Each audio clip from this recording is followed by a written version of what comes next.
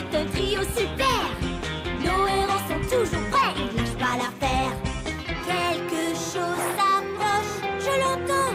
Quelle est cette odeur? Derrière toi, voilà un indice. Dans la nature, il y a des mystères. Personne ne trouve la clé, mais Alfred sait y faire. Milo, Camille, Alfred, c'est un trio super. Ils collectent tous les indices et tout. C'est clair. Vous croyez qu'il y aura beaucoup de monde? J'adore les anniversaires. Oh, sauf celui-ci. Mais je vous préviens, je reste une demi-heure, pas plus. On va sûrement bien manger.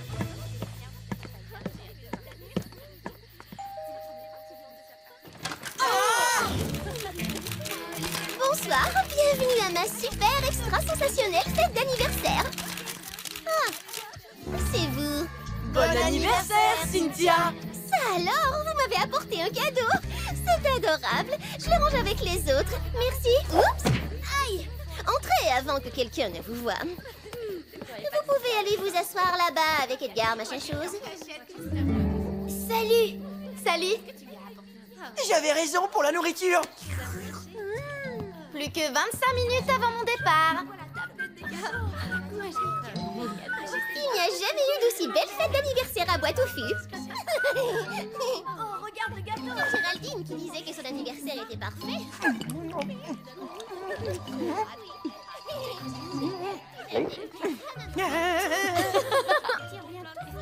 Salut. Dégoûtant. Au revoir.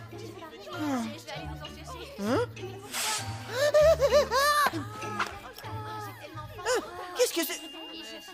Eh oh! Qui est-ce qui a fait ça? Ne bouge plus, attention. Waouh. Allez, j'adore faire des photos. Tu es très Étrange. Il y a tellement de... Hey! Des sandwichs. Oh! Tu as vu ça?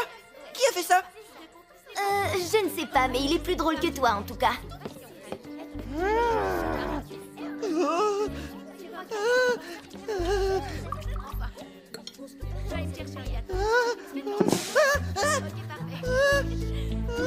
Allez, viens!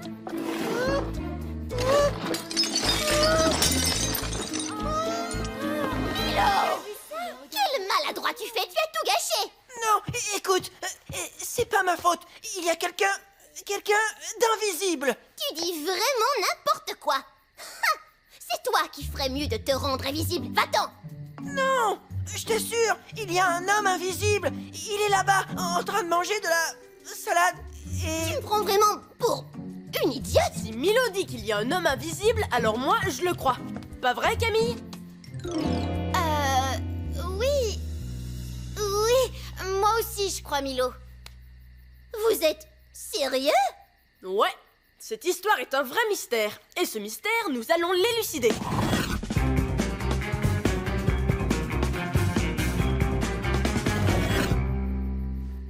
C'est sympa de votre part de me croire.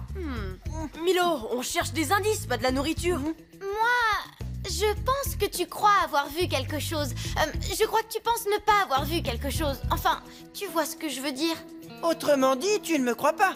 Eh bien, disons, avoue que cette histoire est un peu bizarre. Un homme invisible qui mange de la salade, c'est... Mais je suis sûr... Enfin, je suis presque sûr que... Hé, regardez ça. Il y a une traînée de jus d'orange sur le carrelage. Vous avez vu la forme qu'elle dessine? C'est notre indice numéro 1. Ces drôles de zigzags donnent l'impression qu'on a traîné quelque chose. Oui, mais cette trace, où est-ce qu'elle mène?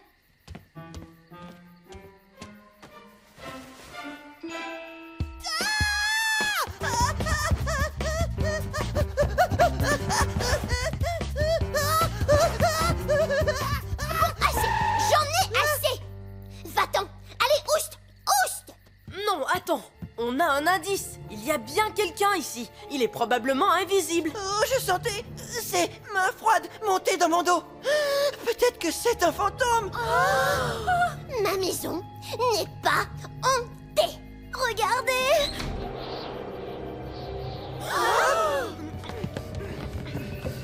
Alors, vous voyez quelque chose? Bien sûr que non, il est invisible. Il a pris la fuite.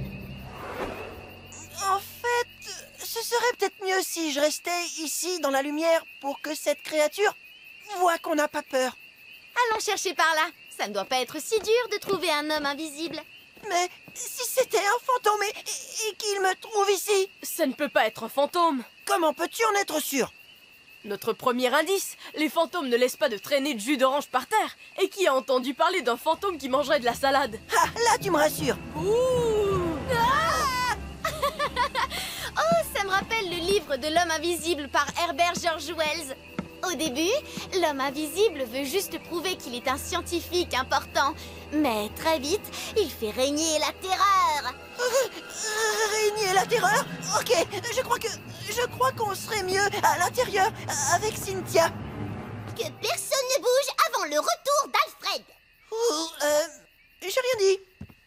Attends, chut. Vous avez entendu ça? Entendu quoi?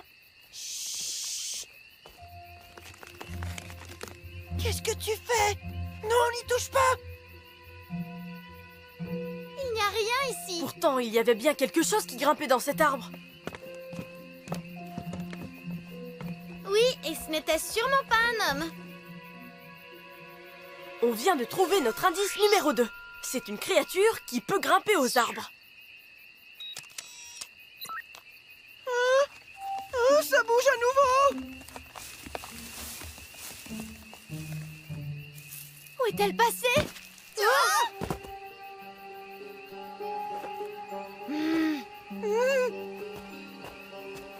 Gardez l'œil ouvert. Comment peut-on chercher quelque chose qu'on ne voit pas? Milo, arrête de me chatouiller. Mais je ne te chatouille pas.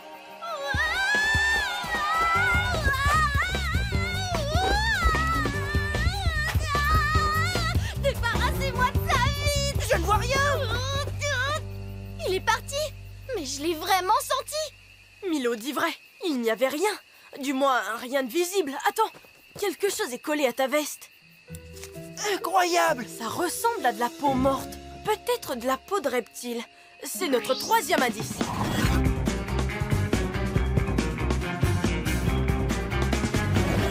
Je ne vois pas comment ces indices vont nous aider à résoudre le mystère. Il semble n'y avoir aucun rapport entre eux. Commençons par le début. Notre premier indice. La trace de jus d'orange. Qu'est-ce qui a bien pu dessiner cette étrange trace de jus en zigzag? Tu veux dire que cette créature invisible ne marche pas droit? Peut-être. Ou alors, elle traîne quelque chose derrière elle. Intéressant. Elle traînait quelque chose derrière elle, mais on ne pouvait voir ni cette chose, ni la créature. Peut-être que ce qu'elle traînait faisait partie de son corps. Camille, tu dis n'importe quoi. Les alligators traînent bien leur queue. Tu crois que c'était un bébé alligator? Voyons maintenant notre deuxième indice. Cette créature invisible peut grimper aux arbres. Et elle est rapide. Elle a réussi à sauter de branche en branche et à monter et descendre du tronc très vite. Et elle arrive à être invisible. Je crois que ça dépend de notre définition de l'invisibilité. Mais attendez. Notre troisième indice est le plus étrange de tous. De la peau de reptile. Donc, voyons quel reptile on connaît. C'est joli. Un reptile invisible. Regarde, elle a encore disparu. Tu la verrais mieux si tu la plaçais là-dessus. Il n'est pas vraiment invisible. C'est juste qu'on ne le voit pas. Un peu comme s'il était camouflé dans le décor. J'ai trouvé! Je sais qui est notre visiteur soi-disant invisible. Il est temps de prouver ton innocence, Milo.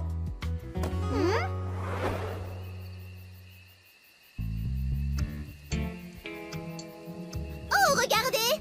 Les revoilà! Vous avez résolu le mystère? Oui, on a trouvé l'identité du visiteur invisible, Cynthia. Je crois que tu dois des excuses à Milo. Comme si j'étais du genre à m'excuser. Pas question. Alors, il est où votre ami invisible? Il est ici? Laissez-moi deviner, il est à côté de vous. Ravi de vous rencontrer.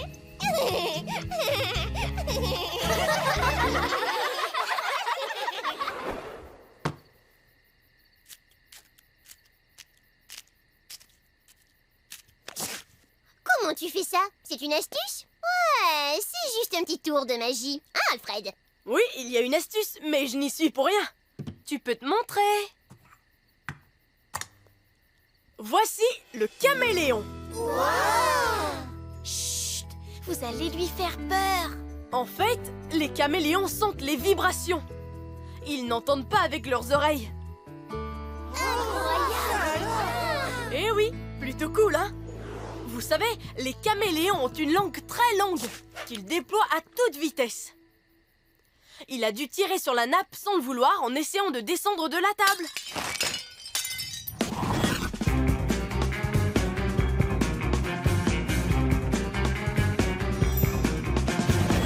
Ce caméléon ne voulait pas causer d'ennui, il faisait juste ce que les caméléons font le mieux. Il s'est fondu dans le décor. Il n'était pas invisible, il était juste difficile à voir. Pas mal ce tour de magie. Tu devrais animer d'autres anniversaires. C'était de lui que tu parlais. Mais qui a pris mes lunettes?